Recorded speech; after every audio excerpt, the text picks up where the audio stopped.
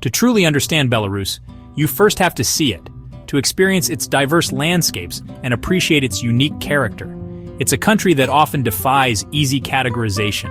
Imagine driving down a long, straight road, ancient forests stretching out on either side, a seemingly endless green expanse. This is Belovezhskaya Pushcha, a primeval forest where majestic bison still roam freely, a testament to Belarus's commitment to preserving its natural heritage. The air here is thick with the scent of pine and damp earth, a fragrance that speaks of centuries of undisturbed growth, a world away from the noise and distractions of modern life, a sanctuary for the soul. This is the Belarus of fairy tales and folklore, a land steeped in myth and legend, a land where nature and history are deeply intertwined, where every tree seems to whisper stories of the past. Then suddenly, the landscape shifts, and you arrive in Minsk, a bustling capital city. The capital's wide boulevards and imposing Stalinist buildings, monuments to a bygone era, speak of a Soviet past, a history that has shaped the nation's identity. But nestled between them, modern cafes and vibrant young people full of energy and ambition hint at a new era, a future brimming with possibilities. The city is a living museum, a place where the past and present collide, but also a place where a new generation is actively forging its own identity, creating a unique Belarusian culture. Across the country, countless lakes mirror the vast skies, reflecting the beauty and tranquility of the Belarusian landscape, offering opportunities for recreation, relaxation, and quiet solitude, a chance to connect with nature. This serenity stands in stark contrast to the country's industrial heartlands, where factories churn and production hums. Life outside the major cities feels slower, more deliberate, a connection to the land and traditions, seamlessly blending the old ways with the new. In Minsk, you might find yourself watching children play near a towering Lenin statue, a juxtaposition that is both surreal and thought-provoking, feeling the weight and presence of multiple eras coexisting at once. The government actively preserves Soviet symbols and monuments, while simultaneously striving to build a modern, forward-looking nation, embracing innovation and progress.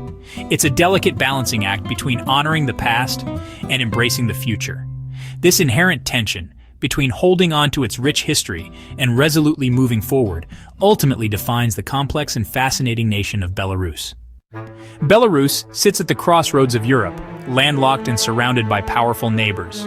To the east and north is Russia, to the west, Poland and Lithuania, to the south, Ukraine.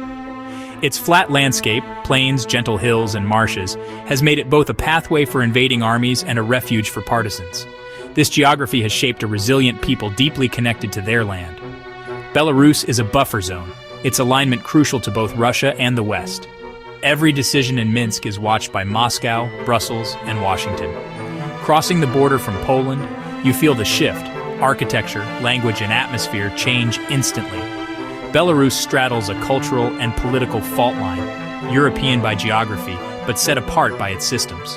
Its proximity to both worlds defines its unique, often isolated position. Here, borders are more than lines. They're the front lines of identity. Belarus's identity is woven from centuries of shifting empires.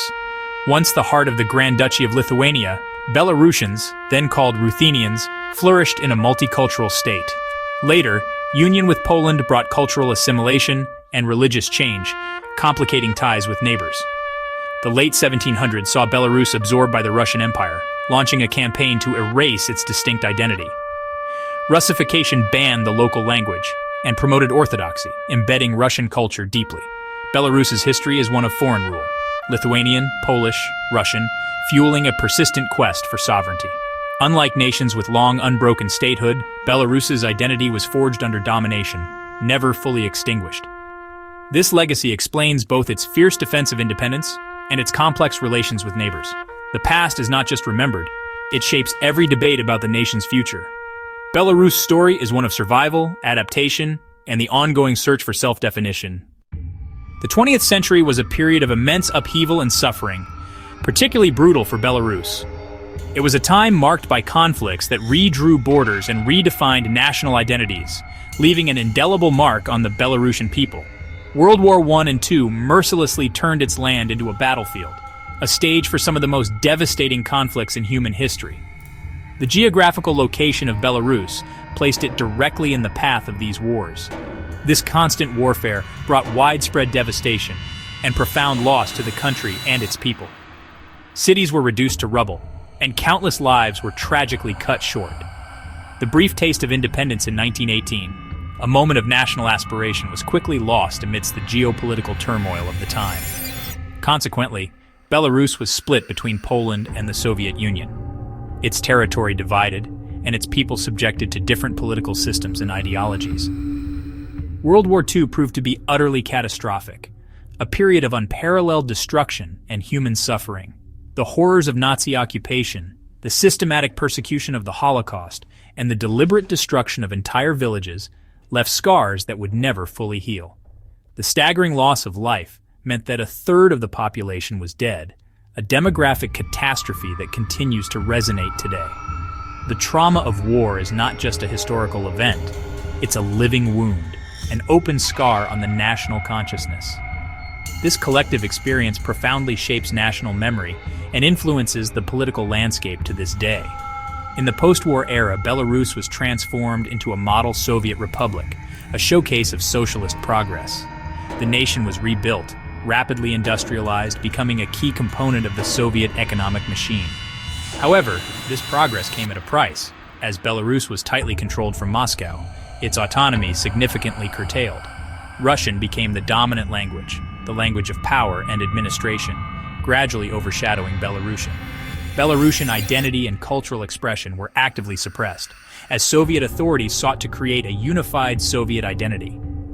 Then, in 1986, the Chernobyl disaster struck, and the radioactive fallout contaminated a significant quarter of the country, with devastating consequences for the environment and public health. The Chernobyl disaster also profoundly deepened public distrust of Soviet authority, which was perceived as slow to respond and lacking in transparency. The disaster's long-term effects, the rise in cancer rates, the creation of abandoned villages, and the sense of betrayal by the authorities, ultimately fueled increasingly vocal calls for independence and self-determination. Belarus's modern psyche is inextricably marked by the profound experiences of war, the immense loss of life, and the lingering shadow of the Chernobyl disaster. These historical events have forged a deep-seated skepticism of outside control and a strong desire for national sovereignty. The enduring scars of the 20th century continue to shape Belarus's sense of self, its identity, and its place in the world. Its people carry the heavy weight of survival, resilience, and the enduring hope for a brighter future and national renewal. The Soviet collapse in 1991 was a seismic event, reshaping the geopolitical landscape of Eastern Europe and Central Asia. For Belarus, it brought sudden independence, a moment of both exhilaration and uncertainty. For a moment, there was hope, a genuine belief in a brighter future, free from the constraints of the past. New symbols emerged, the Belarusian language experienced a revival, and dreams of a nation built on its own terms began to take shape in the hearts and minds of its people. But the transition was chaotic. The euphoria of independence quickly gave way to the harsh realities of economic instability. Economic hardship and uncertainty gripped the nation as the old Soviet structures crumbled and new systems struggled to take their place. This period of upheaval led many, particularly older generations, to long for the perceived stability of the Soviet era. Enter Alexander Lukashenko, a relatively unknown figure who capitalized on this widespread discontent. He emerged as a populist, promising order and a return to a more predictable past. Lukashenko offered protection from the perceived chaos of capitalism and the uncertainties of rapid change. Elected in 1994's only free presidential vote, a pivotal moment in Belarusian history, he quickly consolidated power, setting the stage for a long and controversial reign. He expanded presidential authority, gradually eroding the checks and balances of a democratic system. And in a symbolic move, he restored Soviet-era symbols, signaling a clear departure from the path of Western-style reform. Lukashenko's rule marked a sharp turn away from Western-style democracy, as he tightened his grip on power and suppressed dissent.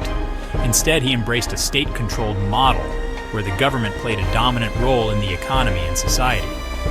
And he forged close ties with Russia, solidifying Belarus's position within Moscow's sphere of influence.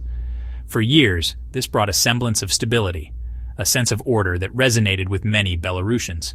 But this stability came at the cost of political freedoms, as opposition voices were silenced and democratic institutions weakened.